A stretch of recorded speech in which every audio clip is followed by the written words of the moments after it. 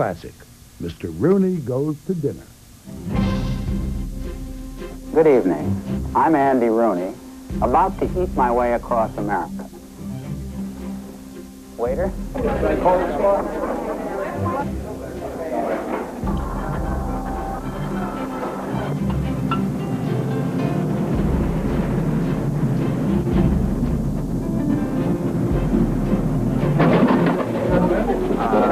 you have a little Mac?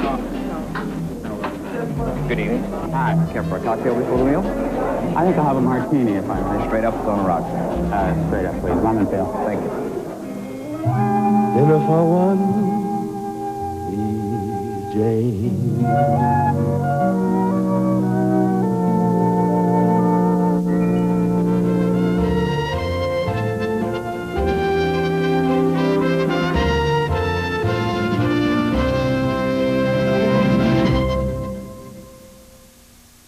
In the mid-1970s, after Richard Nixon had resigned, Americans were told that their long national nightmare was over.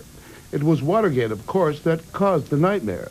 But Andy Rooney might argue it could also have been something we ate. For example, look no further than this CBS classic, first broadcast in April of 1976. Like all journalists, Andy Rooney was concerned with what was eating the country. But he had something else in his mind, what the country itself was eating.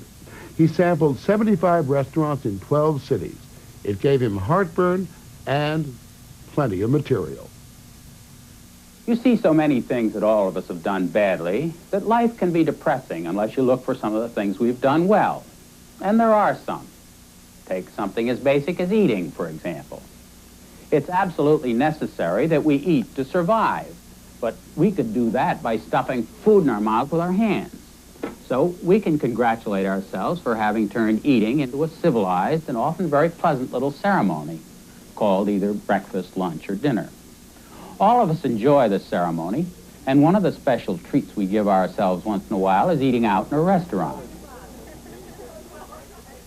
There are 400,000 restaurants in the United States, and if you ate 3 meals a day in restaurants for 70 years, you could only eat in 76,000 of them. So, obviously, I haven't been to all 400,000 restaurants in the United States. Chances are I didn't go to the one you like best, or least. I didn't even go to the one I like best. My job may seem good to some of you, but I've got a tough boss. Several months ago, he gave me an order. Travel anywhere you want in the United States, he told me. Eat in a lot of good restaurants and report back to me.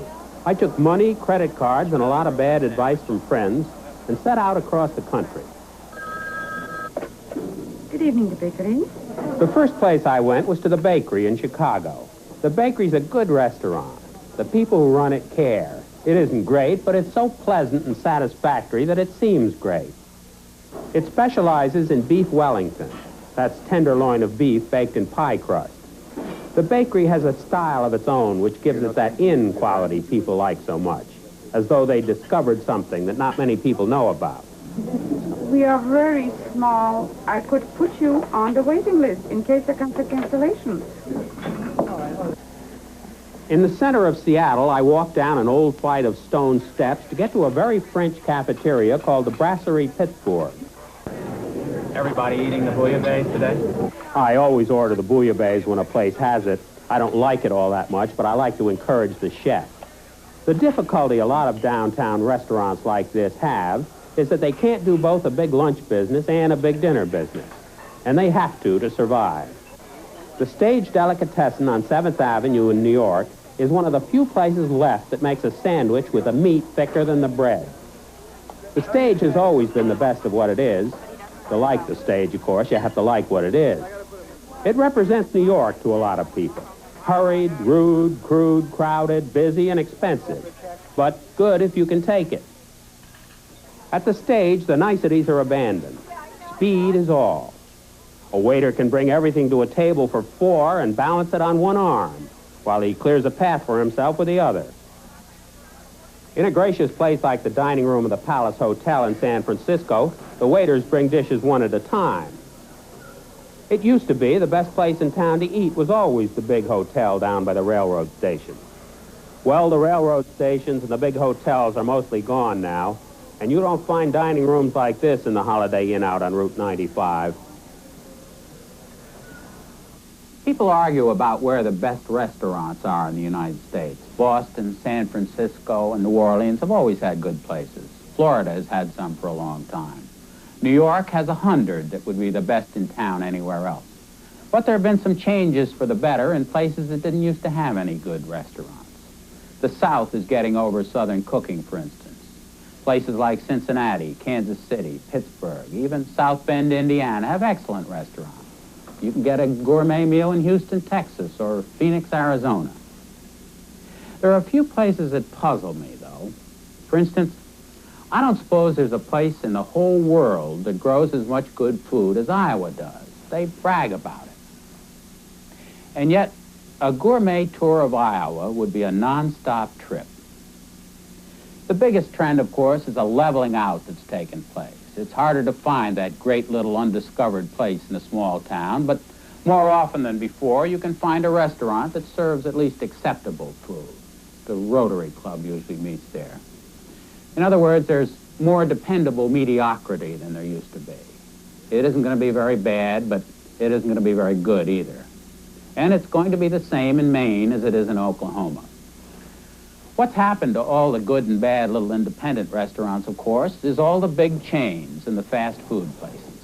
The big steak chains usually serve tenderized beef. They aren't expensive, but they aren't as cheap as the hamburger factories. They're often called something like the beef in bottle or the steak in stein. The fast food places are now bringing in $11.5 billion a year. Most are owned by conglomerates. Hamburgers are the big seller, a lot more American than Mom's apple pie now, and ahead of the hot dog by far. The chicken places have come up fast in the last 10 years, and there are pizza parlors everywhere. You don't have to go to Mexico to get a taco. The big newcomer is fish and chips. The biggest and most successful fast food operation is obviously McDonald's. There are 3,232 of them and counting. They've driven thousands of individually owned diners and cafes out of business. The drive-ins have been victims in a lot of areas. A typical meal in McDonald's costs about $1.75. The hamburger is good ground meat. The French fries are excellent. The shake is an imitation milkshake made with thickeners to give the impression it's made with ice cream, which it isn't. McDonald's are probably a reflection of our national character. They're fast, they're efficient, they make money, and they're clean. If they're loud and crowded, and if the food is wastefully wrapped, packaged, boxed, and bagged, let's face it, Americans, that's us. How would you like your steak? There's nothing really distinctive about American cooking. American cooking isn't even a phrase like French cooking. That accounts for why our best restaurants serve someone else's native dishes. Italian restaurants are most popular. 36% of all Americans who eat out eat in Italian restaurants at one time or another. 35%, according to the National Restaurant Association, eat in Chinese restaurants. French restaurants are most popular with people who make more than $25,000 a year. But we have everything.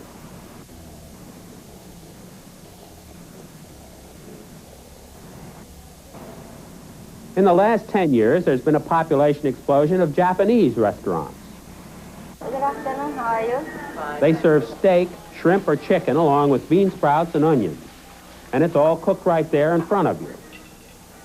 The man doing the cooking is part chef, part showbiz, and part kamikaze pilot. One of the good things about these places is they never serve you a piece of anything you can't eat. No bones or fat or anything. I've never been to Japan. For all I know, they don't eat like this over there. Someone told me there was a Benihana of New York in Tokyo. Part of the fun of eating out is doing something different. And this is different. I mean, how many times in the last few weeks have you come home from work to find your husband fixing a meal like this for you? Everything okay? Everything's smart. Thank you very much.